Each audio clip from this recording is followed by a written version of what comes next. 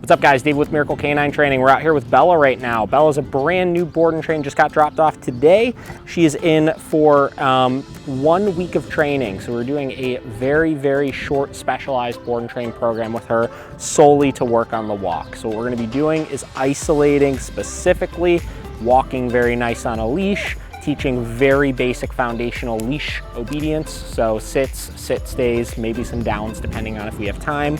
But more than anything, I'm gonna be looking to teach those things and proof them to an extremely high level. So though we're not teaching much, we're gonna be teaching those things reliable enough to be able to use them anywhere.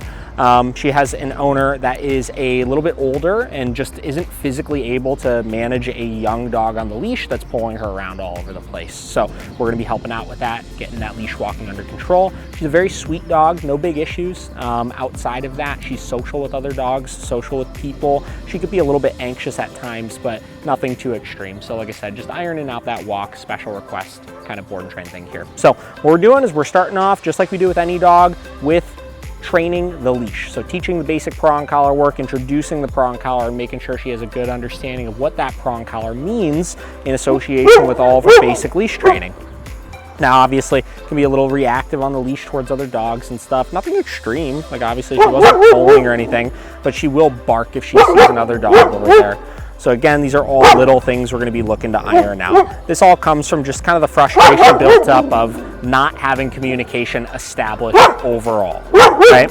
So as soon as this dog goes inside, we're gonna go ahead and start cruising on things. Now the leash, teaching the prong collar here is a very essential first step, because what it does is it puts us in a position where we could then build muscle memory of the expectation. So can I get her into the heel position? Can I get her into a sit? And can I do all of that non-verbally and have her understand one concrete piece of information of doing those things? From there, I could utilize the remote collar and I could pair that stimulation with the leash, teach they mean exactly the same thing, and then fade out the leash entirely, knowing the dog understands what to do, right? So that's the sequence of things that we do, is we do leash first, then leash and e-collar, then just e-collar. And that's when we get the dog to a place where they understand physically what it is that they're supposed to be doing, and they do those things on their own while having a tool in place to be able to reinforce those things as needed. So let's go ahead and get started. All right, so first step here, just introducing basic prong collar pressure. I'm holding just the very end of the leash.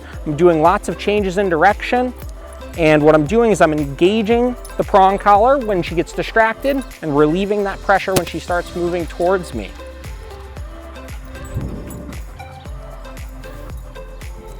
And there's no rhyme, reason, or direction in which that I'm trying to go here. I'm simply trying to make sure that I'm going in the opposite direction of wherever she's trying to go, and teaching that when you get distracted, you feel the prong collar pressure, and that pressure means to move towards you, or towards the handler. And you can see she's kind of all over the place, very scatterbrained and stuff. Not a big deal, just making sure that we're working through that here. As we tighten up that criteria, you're gonna see that scatterbrainness start to go away little by little.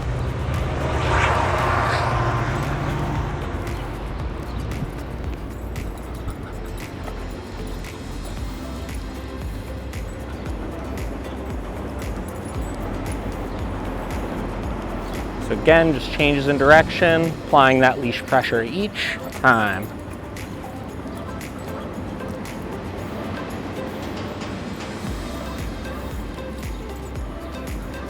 Now, as she does well with this, what I'm gonna be doing is shortening that leash up little by little and starting to shape more of a general heel position.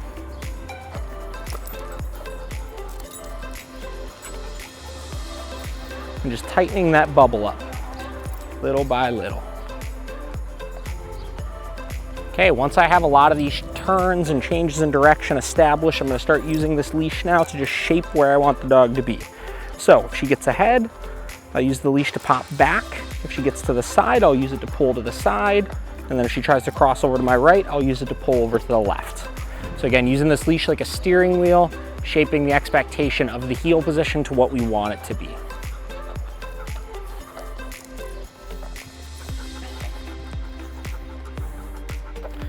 She's starting to do really good here.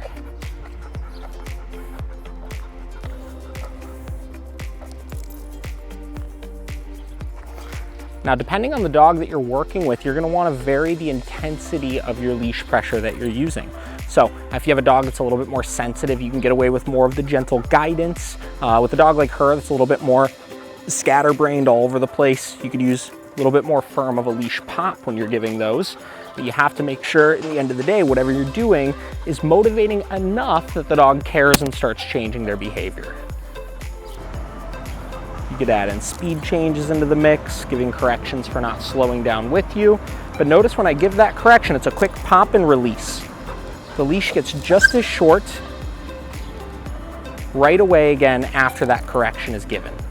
And there's a dog over there again. Notice she was reacting before. Now we're using that leash at a little bit more firm of an intensity to make sure that we're keeping her attention on us and away from those dogs. Okay, next step of what we're gonna do here is we're gonna start adding our sits into the mix.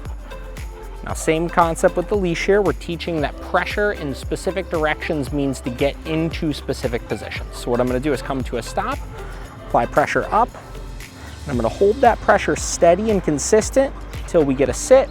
The second we get a sit, pressure will come off, okay? Now, I'm not gonna be giving a sit command or anything for this. This has nothing to do with the dog verbally knowing sit. This has to do with the dog understanding physically the leash pressure here, okay? Same deal, pressure up. And then if we get any sort of spazzing or anything like that, we're just gonna hold it steady. We'll wait, and then relieve once we get the sit position, okay? Now there's a lot of noises and stuff going on. We have a train that's going on right across the street and cars zipping by and stuff. So for a dog that's a little spastic like her, all of these things are gonna be a little challenging for her to work through initially, okay?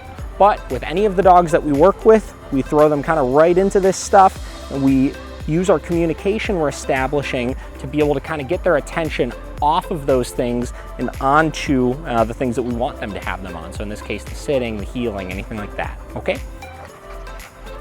Okay. Getting very smooth, starting to respond to minimal to no pressure there, okay? Kind of a direction is getting the dog into a sit ultimately. Good job. Okay. All right, so next we're gonna add doorways into the mix here. So we're gonna combine the two things we just taught, which is the sits and the heeling, and we're gonna implement them into the mix over here. So what I'm gonna do is I'm gonna walk up to the door. I'm not gonna say anything. I'm not gonna give a wait command or anything. What I'm gonna do is open the door. As I'm opening the door, I'll apply leash pressure up. You see all this frantic energy trying to get through. I'm just gonna hold that pressure steady, and I'm gonna wait until we get the sit, and I'll relieve that pressure as soon as the dog gets into the sit. Okay, and I'll release and we'll walk in. You see again, frantic energy trying to get in, so we're gonna go in and out a couple of times here. Same deal, leash pressure up, relieving pressure, okay, and coming out. Now doorways in general create tons of arousal. We see this all the time, is that dogs will do really, really good until you get to the doorway. And once you get into the doorway, they just go crazy, right? They don't know how to handle themselves. The impulse control associated with this threshold is just too high. And frankly, that's where a lot of the reactivity and stuff you see comes from, is this psychological response that dogs have to barriers, right? Doorways resemble barriers to dogs. Even though it's no longer holding this dog back, it's still in their mind is a barrier, okay? We're gonna go in and out a couple of times. I'm forcing my left-hand side all the same, okay? I'm using as much leash pressure as needed in order to physically shape what I want here. Okay? And we should see that it gets a little bit better each time, okay?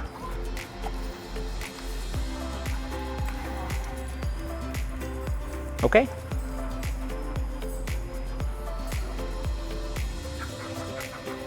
Okay.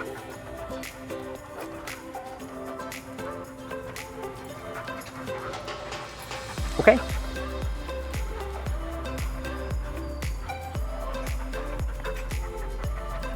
Okay. I'll do one more. You can see again, just through repetition. Okay. Getting much more smooth there. All right, next we're gonna be adding this next doorway in. Again, fighting the frantic behaviors. Okay. Turning, same deal here. Okay. And then we're gonna add both into the equation. Okay. Turning, doing my first sit, okay. Walking through, doing my next one. Okay. Turning, doing another one. Okay.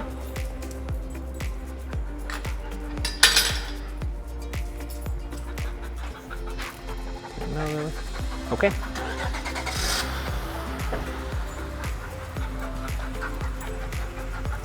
Okay.